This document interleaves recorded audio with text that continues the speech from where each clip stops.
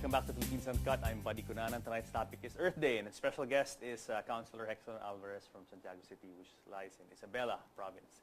So Hex, welcome back to our second segment. Now, when we paused for a break, we talked about the tree situation, the forest situation in Isabela, and very alarming really that so much of our forests have been cut, and as you said, not just through logging, but also through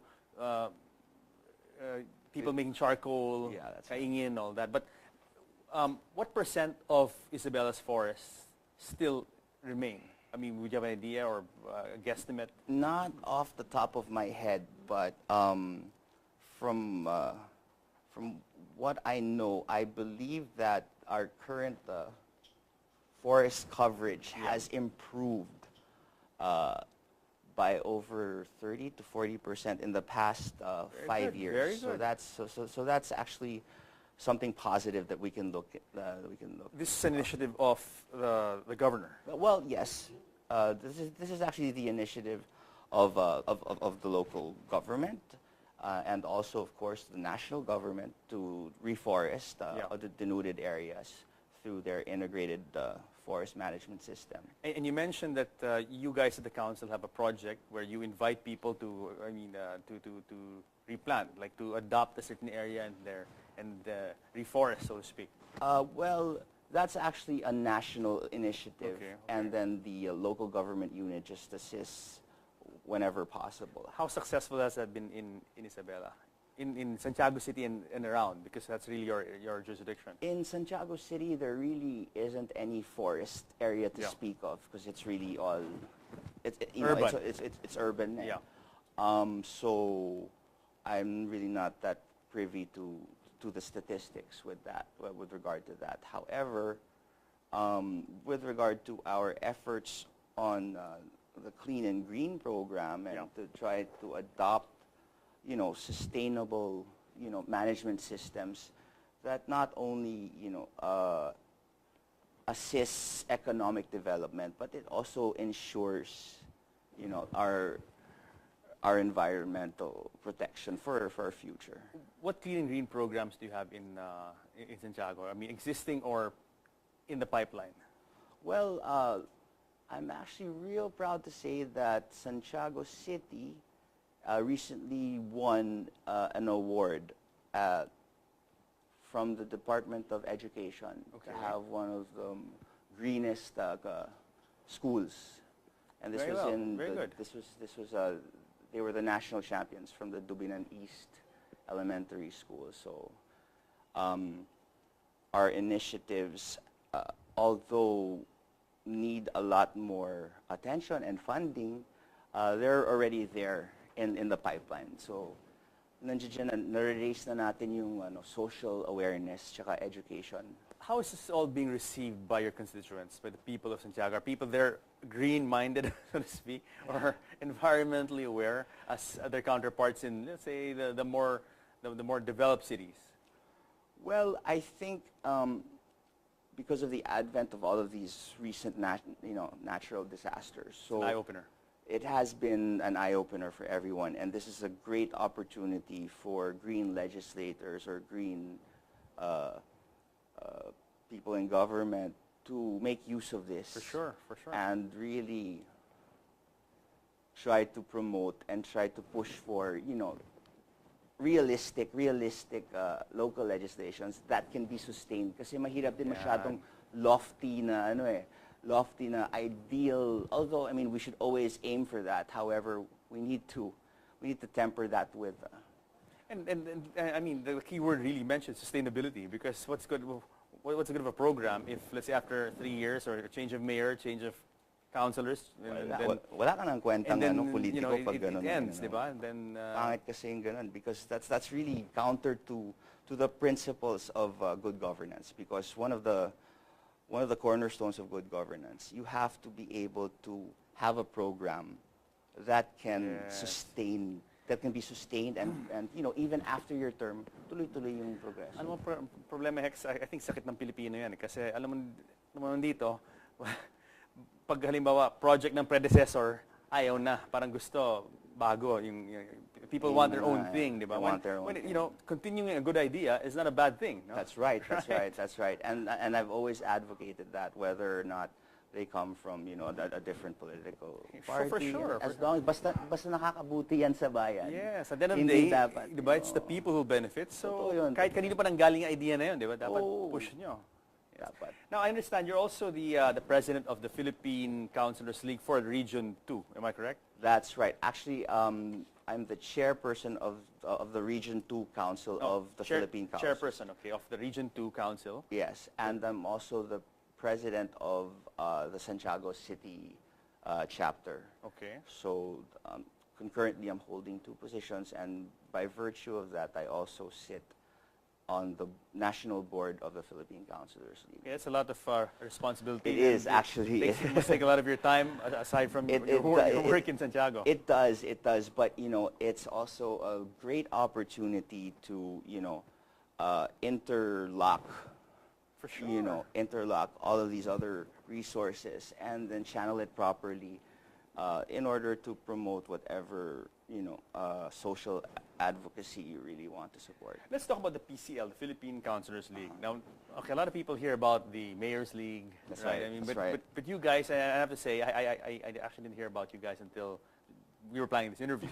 So, tell us about the Philippine Councilors League. Like, how big is the organization? I mean, how often do you meet? Where do you meet? What are your objectives? Okay, so the Philippine Councilors League is actually the largest government organization, or parang clubs of all of the elected officials. Kasi meron kang liga ng barangay, meron kang liga ng Mayor's League, Vice Mayor's League, Governor's League, ang dami. And these are all under the DILG. Ang PCL, Philippine Councilors League, is the largest one kasi kami yung pinakamarami kasi bawat municipality ang dami namin eh. So from our city we are 11 actually, 11. Okay. So imagine we're 17,000 I believe, all members in good standing. So we're the largest government organization. So you can imagine the potential that resides within that. For sure.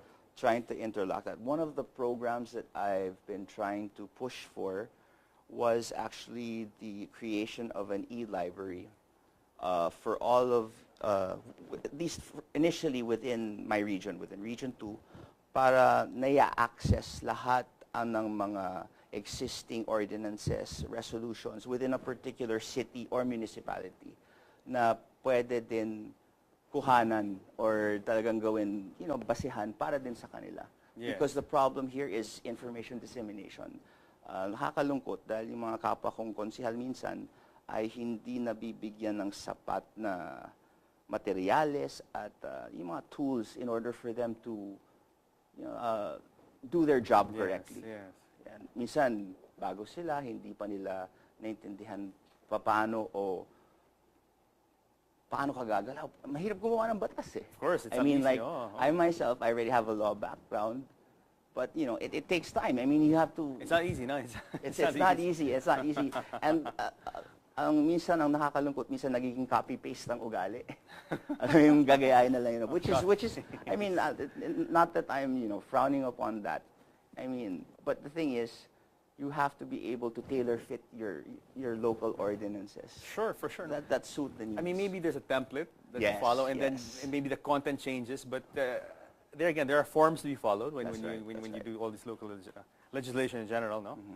No, but it's good you talk about online library, kasi, and I assume that the public will also have access to this. Definitely, so they'll be able to download, and they'll be kept abreast of what their elected officials have been doing. I mean, have they been actually doing their job correctly? I mean, very good.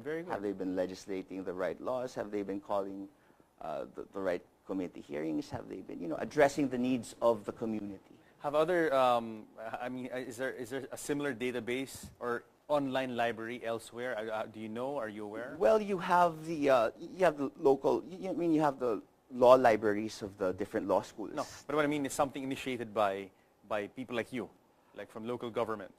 I'm not really sure. Yeah. However, I haven't heard really of something like this. Yeah, so this was one of the projects that we'd like to spearhead. The PCL. Within the PCL. Well, if it starts there, that's already huge, no? Yeah, it's going to be, once we get in the region, then it'll be adopted by every region, then national.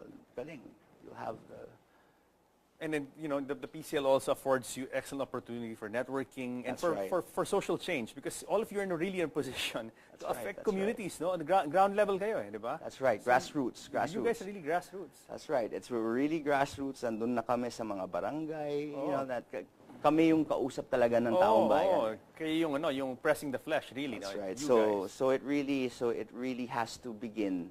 How cohesive though is the organization? I mean, is it 17,000 is a lot of people. It's a lot of people. So it's very impressive on paper, no? But getting all of these together in one, okay, let's put it this way, making the ship sail in one direction, 17,000 ships. I mean, how cohesive is the organization? What are you guys doing to bring you guys closer together? Well, we just recently concluded our national convention and election of national officers. This was held at the SMX. Wow, I mean, no wonder you need a big venue like that. No? Yeah, and it was still jam-packed. Hindi pa rin kami nagkasya. Pero it was successful, and I believe that the new administration was able to lay down, their plans for the future of the league. Kasi ang motto ng PCL public service above self. So it's self-explanatory naman. And I think one of the important obligations of this is to empower local legislators, to give them an opportunity to be able to do their job correctly.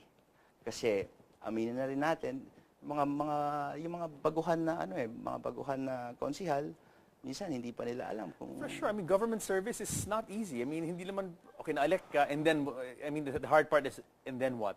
But you're elected, right, and then what? And then what do I do, no?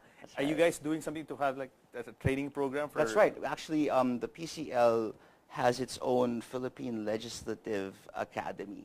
So this allows local legislators who, let's say, are undergraduates.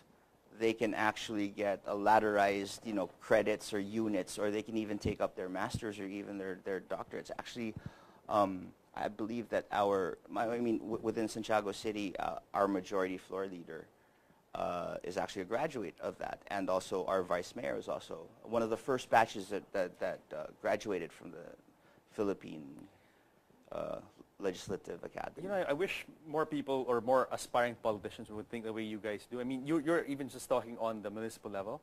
Can you imagine how difficult it is to enact legislation on a national level? I know. And yet you have all these people wanting to be senators or congressmen and or senators, and I'll say it. I mean, a lot of them, not a few. Not a few of them have, their qualifications are in question really. But so it really is a tough job, and I'm glad you guys in the PCL are doing your bit to, at least at your level, getting people prepared, because you guys, I mean from the council level, really is a springboard for a higher office, because you're really exposed to local legislation, as you said, and then grassroots organization, community development, and all that. No? That's right. Okay, cool. So, Hex, we're going to pause for a break, but we're going to talk about Earth Day and what you guys are doing in Santiago, the tallest mural in the Philippines, awesome. and Philippines Great. Uncut returns. Stay tuned, guys.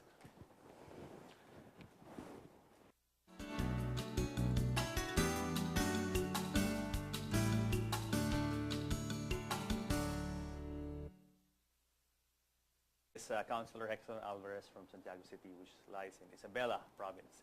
So Hex, welcome back to our second segment. Now, when we paused for a break, we talked about the tree situation, the forest situation in Isabela, and very alarming really that so much of our forests have been cut, and as you said, not just through logging, but also through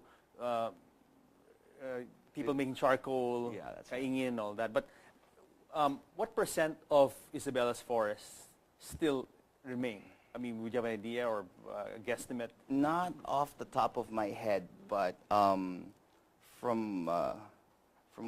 what I know, I believe that our current forest coverage has improved by their integrated forest management system. And you mentioned that you guys at the council have a project where you invite people to, to replant, like to adopt a certain area and reforest, so to speak. Well, that's actually a national initiative, Okay. and then the local government unit just assists whenever possible. How successful has it? Over 30 to 40% in the past Very 5 good, years. very So good. that's actually something positive that we can look at. This is an initiative of the governor. Well, yes. This is actually the initiative of the local government, and also, of course, the national government to reforest the denuded areas through.